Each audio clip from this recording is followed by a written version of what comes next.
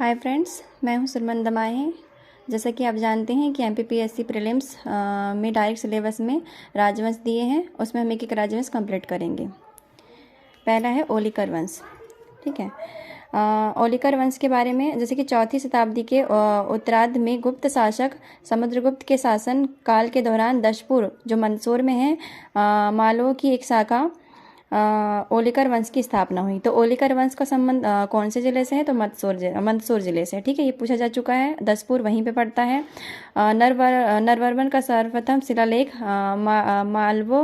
मालवा, इसको मालव या मालवा संवत 461 में मिला। ठीक है, ओलिकर वंशी शासक पूर्व में गुप्तों के समान थे। इंपॉर्टेंट है, पूर्व में किसके समान थे? ये गुप्तों के समान थे, मंदसौर से संबंधित है। ओलिकर वंश के प्रमुख शासक जयवर्मन, शिववर्मन, नरवर्मन और यशोधर्मन और बंधु वर्मन आदि थे।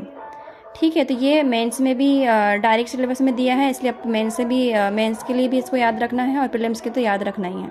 ठीक है, इसके प्रमुख शासक के नाम याद रख लो आप। मालवा संबंध 524 ईस्वी के प्रभाकर वर्मन के मंदसौर शिलालेख अभिलेख में गोविंद गुप्त व उसके सेनापति वायु रक्षित के पुत्र छद्रभट्ट का उल्लेख किया गया है। ठीक है, फिर है यशोधर्मन, ये इंपॉर्टेंट शासक है यहाँ के।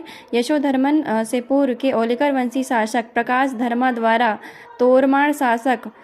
तोरमाण जो नामक हूण शासक थे उसको पराजित कर शिव मंदिर निर्माण का वर्णन किया गया है। मतलब यशोधर्मन तो शासक था ही ओलिकर वंशी, पर उसका शायद ये बेटा था प्रकाश धर्मा। ठीक है, इसने क्या किया, जो तोरमाण शासक था, जो हूण शासक था, उसको पराजित किया और मंदसौर में शिव मंदिर जो है अभी उसका निर्माण किया था। तो ये इम्पॉर्टेंट है, याद रखोगे। फिर दूसरा है, हूण पर विजय के पश्चात प्रकाश धर्मा ने अधिराज की उपाधि धारण की थी और भागवत प्रकाश नामक एक अन्य उपाधि भी धारण की थी।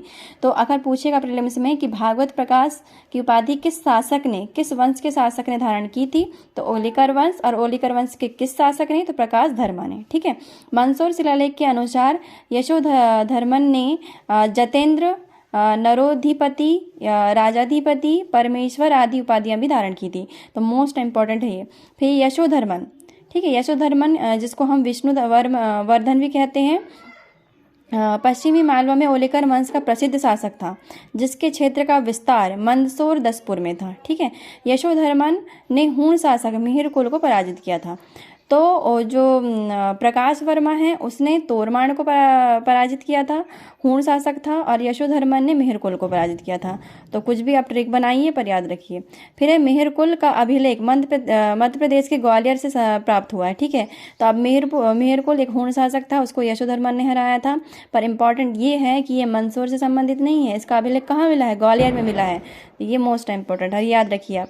फिर ये इंपॉर्टेंट है, ये पूछा जा चुका है कि दशपुर मंदसौर शिलालेख से रेशम बुनकरों की श्रेणियों का उल्लेख मिलता है। ये 2020 21 या 20 में पूछा है। ठीक है, फिर है, इस अभिलेख के अनुसार यशोधर्मन ने अपनी दिग्विजय में लोही से लेकर महेंद्र पर्वत तक, मतलब ब्रह्मपुत्र से लेकर महेंद्र पर्वत तक और हिमालय से लेकर पश्चिमी समुद्री तक समस्त भूभाग पर विजय प्राप्त की थी। ठीक है, फिर है, विश्ववर्मन के पुत्र बंधु वर्मन के मंदसौर शिलालेख से गुप्त सम्राटों की अधीनता स्वीकार करने का उल्लेख मिलता है।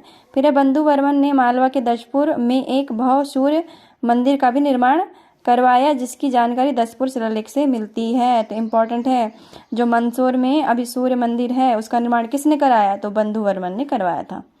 ठीक है, तो थैंक यू फ्रेंड्स, आपको पसंद आया हो तो प्लीज़ सब्सक्राइब लाइक कीजिए।